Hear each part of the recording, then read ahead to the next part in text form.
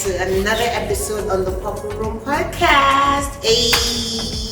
On today's episode, guys, we're going to be talking about the law of execution.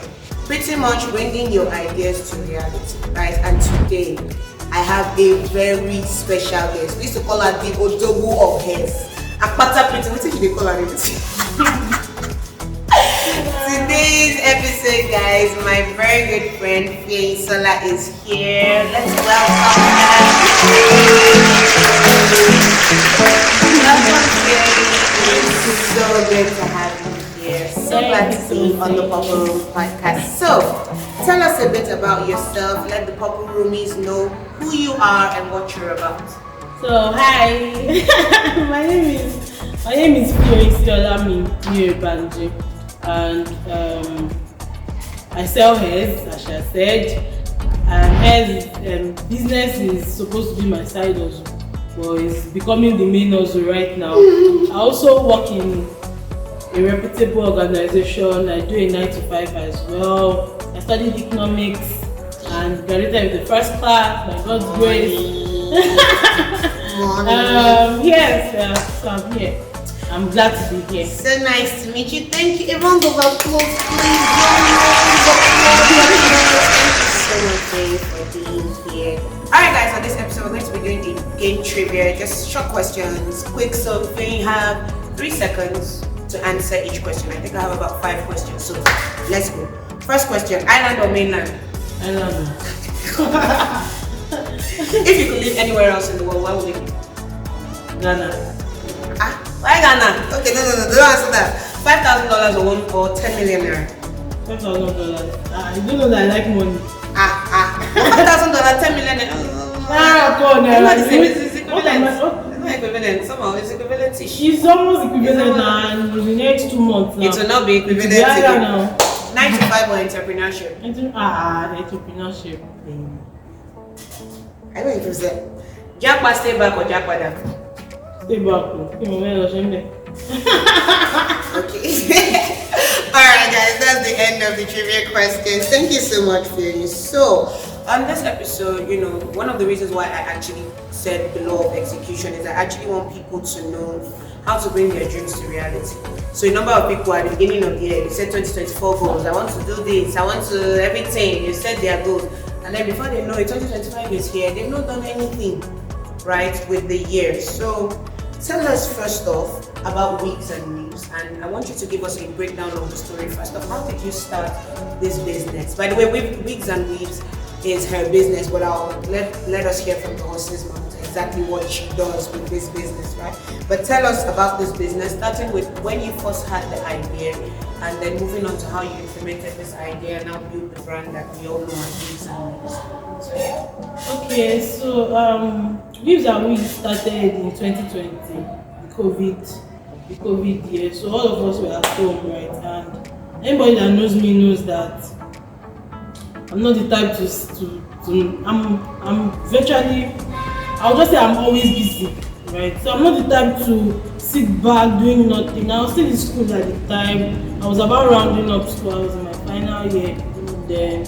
So we are at home doing nothing. I'm like, Then I saw, if you remember during COVID year, there was a lot of training going on. Online masterclass, masterclass. So I enrolled for one of the online importation classes, and even then at the time it was just surface level that they taught us. And as at that time,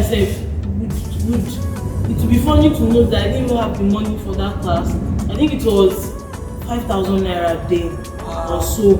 5K I did not have, and I don't like asking my parents for money. Of course, if I ask, they're going to give me, but even though I was still a student, I had like a sense of responsibility. Yeah, right. So yeah, exactly. So I had to talk to one of my friends.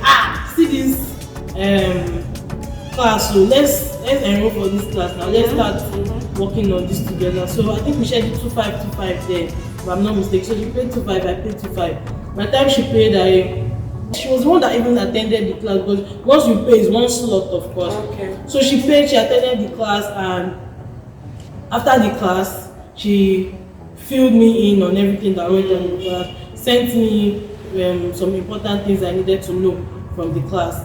And then I was like, oh yeah, let's go, let's start. So Nice. some 1 week or 2 weeks after training, then we got a brand name. The two of us so started together. We got a brand name.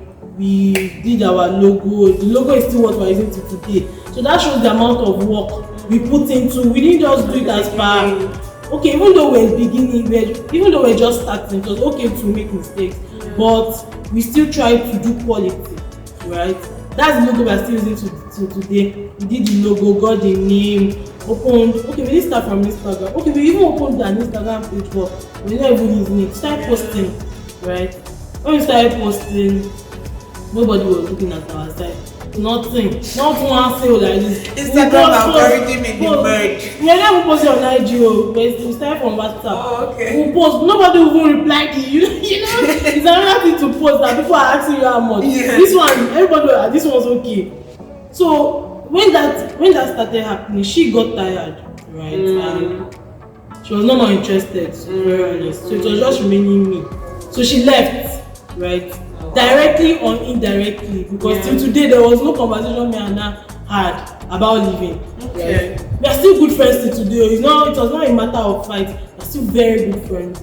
So she left, right? And me, I'm not the type of person that will stop because something is not looking. I don't stop. That's one thing. I don't stop. I will not stop. So I continued. I tried to improve on my skills. Obviously, money was already coming small. Okay, we started making sales little by little. Some 2 sales in a week, some 3 sales in a week. Some days it would be good, some days it would be very bad. Some days it would be like only 4 sales in a whole month, right?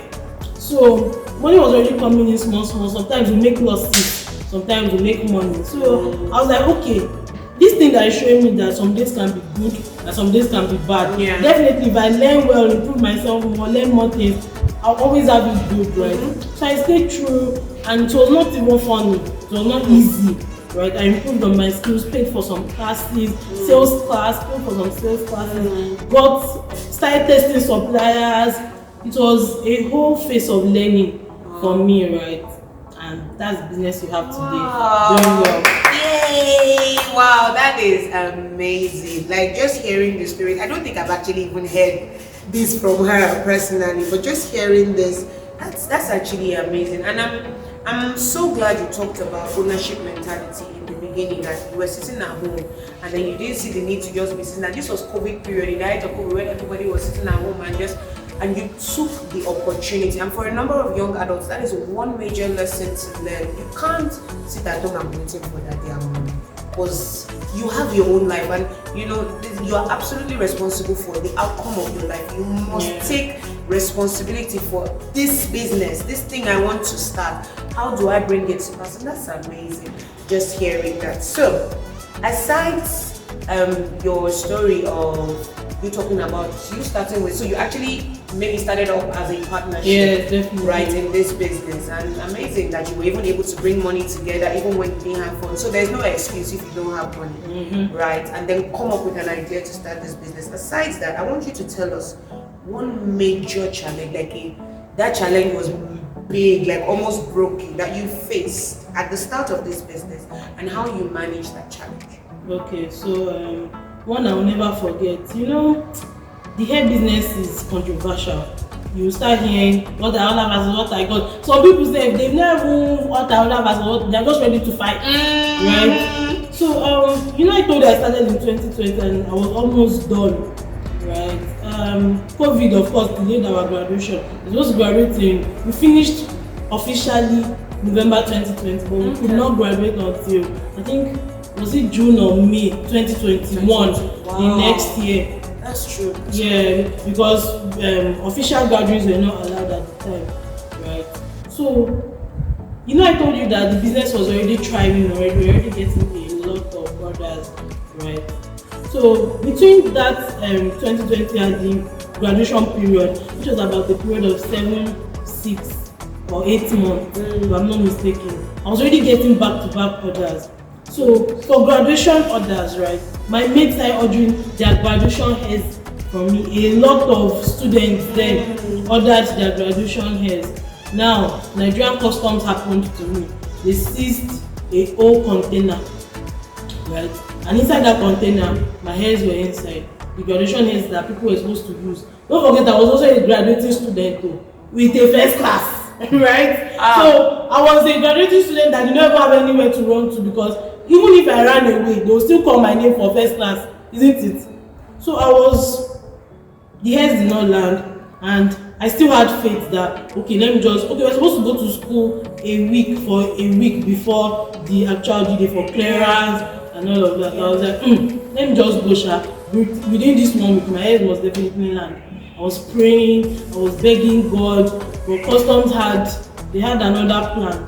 So to salvage the situation, right, I tried to, what will I do?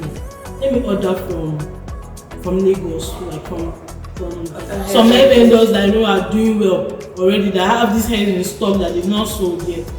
That's why I placed these orders. And for example, let me say one weave then that one student paid for was about 150,000.